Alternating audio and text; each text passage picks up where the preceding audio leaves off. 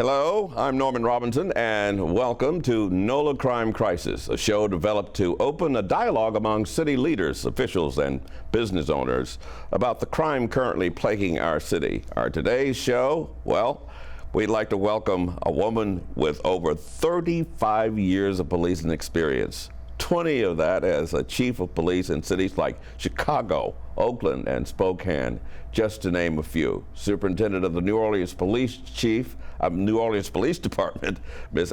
Kirkpatrick.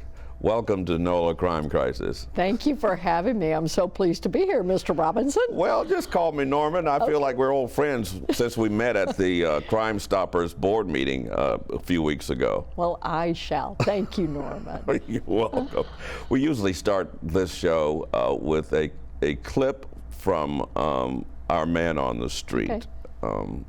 Interview. In this case, it's just one gentleman who's just setting the tone for what people are thinking about crime. So let's listen. I think, of course, you know, home life and opportunities, education, jobs, you know, all of that stuff comes together to make the city a more livable place. So he's talking, I guess, about a holistic approach to crime. How do you read that? Oh, I actually agree with it 100%. Really? Oh, absolutely. Traditionally, we didn't think that way. And although I've been around for a very long time, I actually am very progressive. And I think that if we're going to talk about truly fighting crime, then it's the prevention of crime. And that means we have to look at the upstream issues, why people even find themselves in a life of crime. Therefore, it's got to be holistic. It's got to be more than a traditional just enforcement of laws. As he was discussing it, I think I understood where he was going with it, but I don't know that a lot of people would grasp his meaning. How do you break that down for the average citizen who is just frustrated about what's going on in just grasping at straws for some kind of solution? Well, I do understand that as well, because crime means whenever we have crime, there are victims, and that's very personal, and that is why people also want the accountability. And so, but it's also at the other end of the spectrum. It's after that crime has occurred, then there is victimization, and therefore people want it stopped, and they want it, they want accountability as a result of that, and they don't want to be victimized. But that's after the crime has occurred. So there's another spectrum, which is, do we have a role in dealing with those environmental factors, those educational factors, those economic factors that we already know play into whether or not a person goes down the path of a criminal life.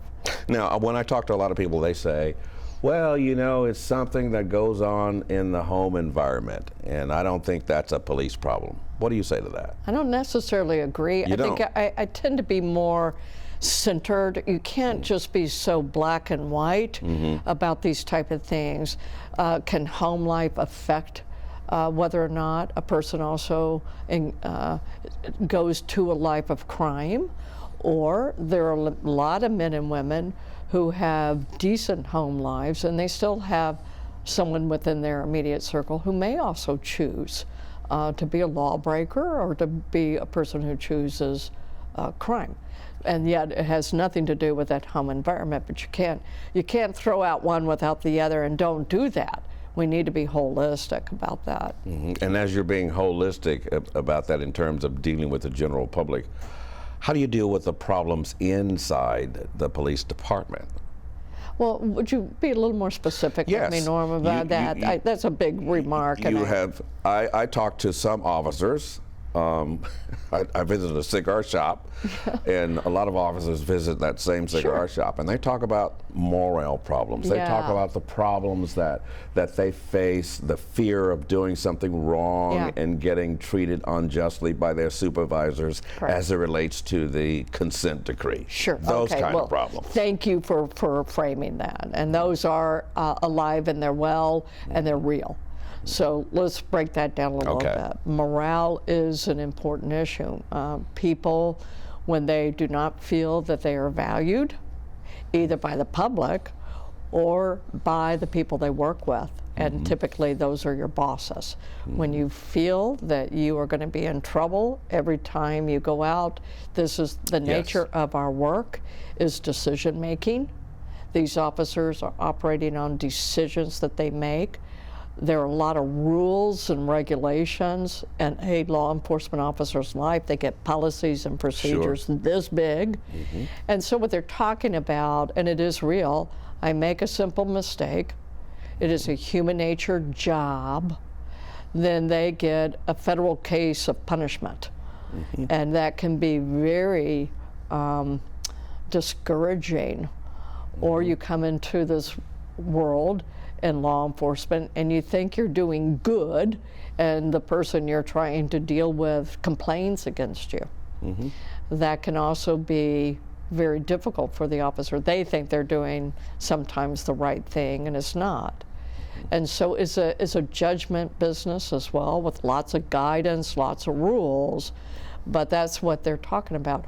Or the other issue in New Orleans Police Department has been opportunities. How do you get promoted around here? Exactly. Right, and those, when you don't see a future for yourself, because you're not connected or you don't know who's who, you think your opportunities are limited, and they have been. I've heard some people with police experience say that there's only one major. There is, correct. And that's not a good thing. You just got one major. Right. And they say that that's sort of a debilitating position for a police department to be in. How do you reconcile that? It has to do with the structure of the organization. So in this particular city, the organizational structure is that the top person, me in this case, superintendent, then you have deputy superintendents, and then under the deputy superintendent, we are to have a major rank, but we only got one person in it. And then you go down to the captains, lieutenants, sergeants, and so forth. So it's a paramilitary system, structure, I should say. So how do you plan to approach that? The city council asked me about whether or not I would do a majors promotional test, and I will follow through with that. And so in the new year, it's governed by civil service. I see. But the issue of following the rules of civil service, we will test for the rank of major, and that gives more upward mobility opportunities. In a force of this size, how many majors do you think? I think for the force this size would be three. Three would be what I would probably think is the best number. There always are balances, though, and so I want people to understand that if you start promoting a lot of people up, do you have more people at the top of the ladder but not enough officers answering 911? Yeah. And so if people are promoting up but you don't have the staff to fill that rank officer's position, then yes, you give one or two people that opportunity to go up the upward ladder, but you also have a problem down here with not having enough staff answering 911. So it can also be a morale killer for that officer out here who is getting in trouble and being yelled at by the community. They're waiting 5 hours, but we just promoted someone out of the 911 queue to go up the rank. That can be a morale killer. Let's talk about it's all about a balance here. Let's talk about the 911 issue. There was some controversy, for lack of a better word, surrounding the 911 system when 3 children were extinguished, I should say. They lost their lives in a house fire because their father allegedly set fire to the house, and there was an issue with 911 and police response. Right. And you have initiated an investigation. I did. It Why? is a very serious issue. We need to look at how was the call received, which is not under my control, as you know, it's not under the police department. Right. So dispatch is not under the police department, so I don't have control of that. But it should be a systemic look into how, when the mother called, how was the call taker, how did she or he receive that call? What information did they forward to the dispatcher? How was the call reported out to the officers? When did they get the information? Where were they all? Were they all on calls for service already? Which I can already tell you is already in the public record.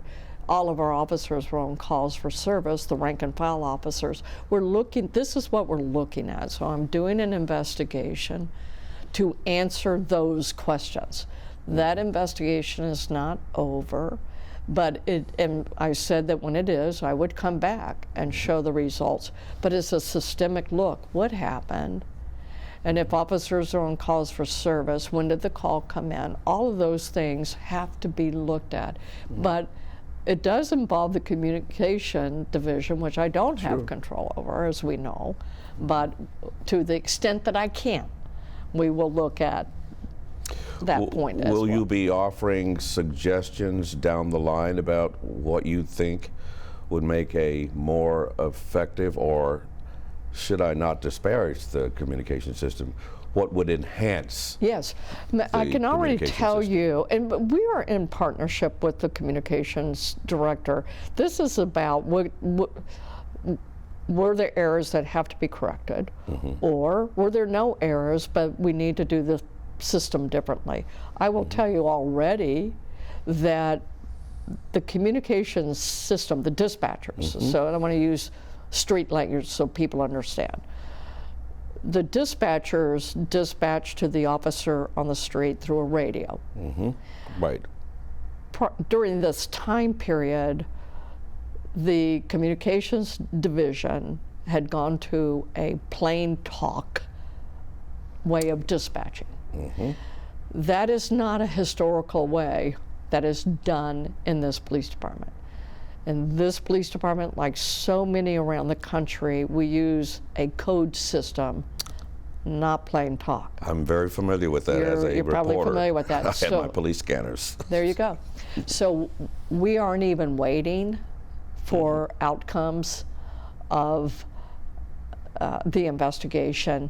It is clear for this particular police department that the better, more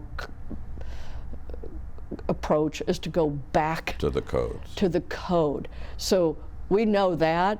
We know that that played a part in this concern and issue. So we wanted to change it immediately. So and that is also in partnership now with communication. Okay, we are the director of our communication division.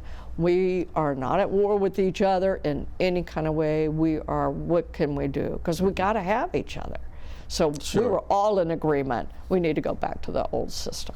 So how are you approaching this monumental task? There are a lot of people having a conversation about this petite, dainty lady who's taken on this gigantic behemoth of a challenge to turn around a police department that is facing a rising crime rate and a shrinking police force. So how is Superintendent Kirkpatrick dealing with that? Well, it's about leadership, and leadership has to do with character traits. Character traits. And this is what people decide whether or not you're worthy to follow. It really has very little to do with rank in many ways. Rank is power. However, leadership is, I believe you're legitimate. And what they're pinging off of and assessing whether or not I'm worthy to listen to, not just obey, but listen to. Do I know what I'm doing? I've been around for over 35 years. I know most of the issues at hand. I've already, so the seasonedness, I know the questions, I know the directions, I know how to, have you ever worked for someone who can't make a decision? Yes, it's frustrating. Very frustrating. So leaders, you might be in rank, but you can't make a decision. Well, we're not going anywhere. I can be decisive. Typically, I know the questions to ask. I am emotionally stable. I'm neither high, I'm not low. I am courageous. I speak my mind. I am a truth speaker. I'm confident, but hopefully not cocky. These are character traits that, do you care about the people who work for you? Do you actually care about them? I do know, and it's an axiom that is not mine, it's universal, but people really do not care how much you know until they first know how much you care about them. So I come to the table with a lifetime experience of day in, day out, trying to build those character traits in my life. Men and women, that's what they're pinging off of. So when you go to sleep at night, what do you go to bed thinking about in terms of your position and your challenge with the New Orleans I do Police know Department? what the major issues are. You even address one like morale, organizational structure. Do I have the right people in the right seats in the agency? Are they best suited in the roles that they're in? And obviously crime is the #1 issue. What are our strategies? So when I go to sleep at night, I'm usually thinking about my top 3 big issues, and I have 3 big ones. And they are? I'll be happy to share with you, but then I think in terms of what are the goals to accomplish them. So this gives you a sense of what leadership is all about. I do know that people want to, internally, what officers and staff want to know. Where are we going? Are we going anywhere in this agency, or are we just doing the same old, same old? People want to go somewhere. So you must define, and that's why you have 3 major goals, and I will hit those in a minute. Secondly, they want to know, what's my role in this? Just tell me what to do, right? And then thirdly, they want to know, how are we going to get there? And that's strategy. So that's what I understand. So here are the 3 main goals. Okay. Okay. Goal #1 for the city of New Orleans is this crime problem. That's great. That sounds wonderful to say crime. Your show is about crime. Yeah. But can we be a little more granular? So I will be more granular. I'd like that. So when we talk about crime in this city, the very first crime that I will be targeted are strategies toward gun violence. People are losing their life in this city. The homicide rate in this city, as everybody knows, New Orleans sat as the #1 city in our country last year. People are losing their life. And so how do most people lose their life in this city? Gun violence. So all #1 focus for next year in the crime arena will be a laser focus, very precision-based strategies dealing with gun violence. So you will be developing strategies. Do you have something in mind right now? Yes, absolutely. So this is where seasonedness comes from experience. What works in some cities don't work in every city, but we do know that an Operation Ceasefire strategy is the strategy I've seen implemented with tremendous results when I was with Oakland. Okay. Now, Ceasefire. Ceasefire. It's called Operation Ceasefire. Okay. Now, the mayor, our mayor, Mayor Cantrell, back in 2022, at the top of the year, she had put together a gun reduction, violence reduction strategy. That strategy is the plan that had been developed in New Orleans. That plan has a lot of Operation Ceasefire in that plan. I see. So her policy advisors, the city council, have people who develop policy plans. They're looking around the country at cities that have results from strategies. Oakland used an Operation Ceasefire strategy that was developed in Boston. Okay. I'm sending a team of 5 people in 2 weeks to Oakland. I want them to see the implementation of that strategy, combine it with the mayor's existing plan, because it's centralized for New Orleans, and we're going to come back and implement that strategy here, along with the strategies that have been working already. Okay. Because our city does know we have a downward trend. Sure. That is based on strategies from earlier this year. We're not going to get rid of those strategies. We're going to add strategies. We're going to have more than one approach. All good coaches have a couple of game plans. They have a couple of strategies at any one time. So that is goal number one. Okay. Goal number two, obviously retention and hiring and recruiting impacts crime. Obviously. So we have to literally hire more people. The strategy there, though, matters, because I think I can speak for our rank and file and all staff in our department, I will not just hire someone to hire someone. You must be the best of the best. I'm not going to give a gun to someone who's going to make decisions over someone else's life unless you are truly a fit for this police department. So a lot of people who want to be police officers, there's no way I'm going to give them a gun. It's not happening. So you have to be the best of the best. There will be no compromise. But there are also strategies about how to recruit and then retain the officers that we have. That was goal number two. Okay. Goal number three is moving into, hopefully this year, prove to the court that the New Orleans Police Department has achieved the reform measures that have brought us back into being a police department that by business we constitutionally police, that we ethically police. Once we show that to the mayor and prove that to her through all the efforts that we have gone through, then the court, the judge, has the ability to put us into a 2-year kind of probation period where it is called the sustainability period. We would, as a police department, for 2 years, self-regulate under the reforms that have been established. That is the goal this year, is to be able to say to the judge, we can do it on our own.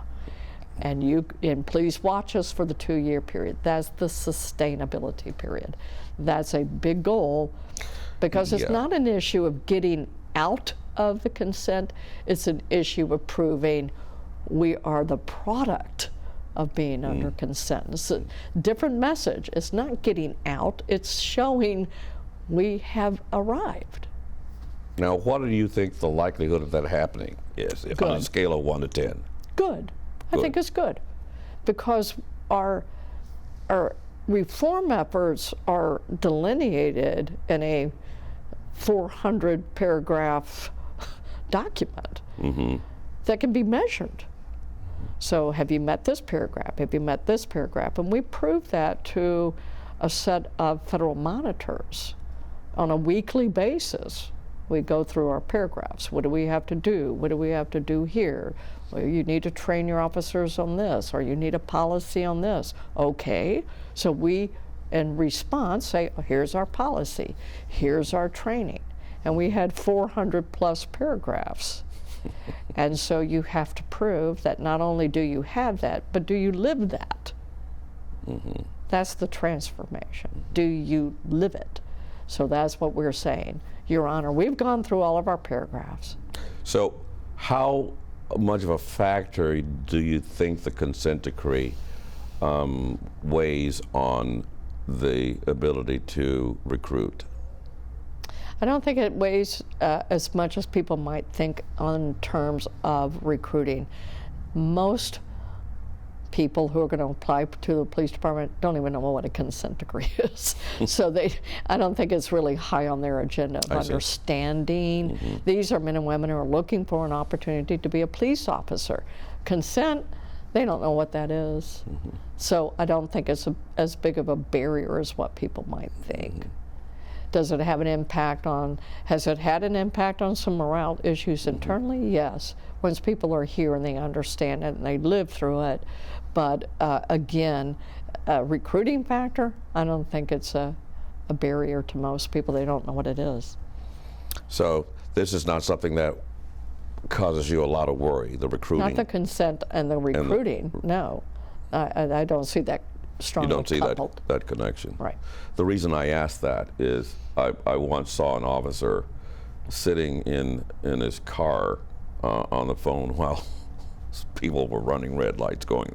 And I asked one of my police buddies, I said, you know, why do you think the officer's just sitting in his car while these people are running red lights? He said, well, you know, he's probably having a motivational issue with the consent decree. You know, they're kind of feel beaten up by Well, it. they do. So that's what I said. Internally, you live in it. It can be very hard on them at times, absolutely. But a new person who has no idea, that's why I decouple it. Okay. They don't necessarily even know what it is. If you're a lateral officer in another agency and you're thinking about coming to an agency under consent, you might go, I'm not sure. So they know what a consent means. But your young kid, they just want to be a police officer. So they don't necessarily know what that is or factor it. Well, And I want to qualify something, Go Norman, ahead. if I may. Go ahead. Because I'm not anti-consent.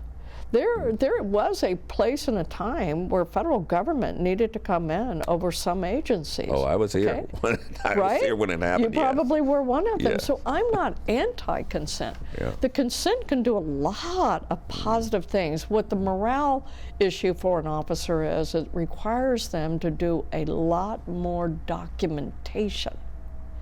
And that becomes onerous Yeah. for the officer because the proof is to the court is they must document. That's how you prove to the court. So in another agency, they don't have to do the level of paperwork that another city officer doesn't have to do. And there is more oversight of violating a rule. You're going to get way more documented on that violation, where in another city, the sergeant can take you down to the parking lot and say, don't do that again. We can't do that here. We document the smallest of violation, and that is a morale killer. My last question. Do you see yourself succeeding in this role? I do. I wouldn't come here to fail. I'm going to give it all that I have to give to this city. You've given me the honor and the privilege, but I don't run races to lose. I've always been an athletic person. I enter races to win. I enter races to cross over the finish line. I don't enter a race thinking I'm not going to. If I didn't think I was the right fit, I'm already retired. I don't need to run a race in vain. I'm not going to run a race in vain. Well, I admire your fighting spirit. Thank you for being here as our guest. Thank you. Good luck to you, and hopefully you'll come back and visit with us. I would like that. I would like that. Okay. Good luck to you. Thank you, Norman. You're welcome.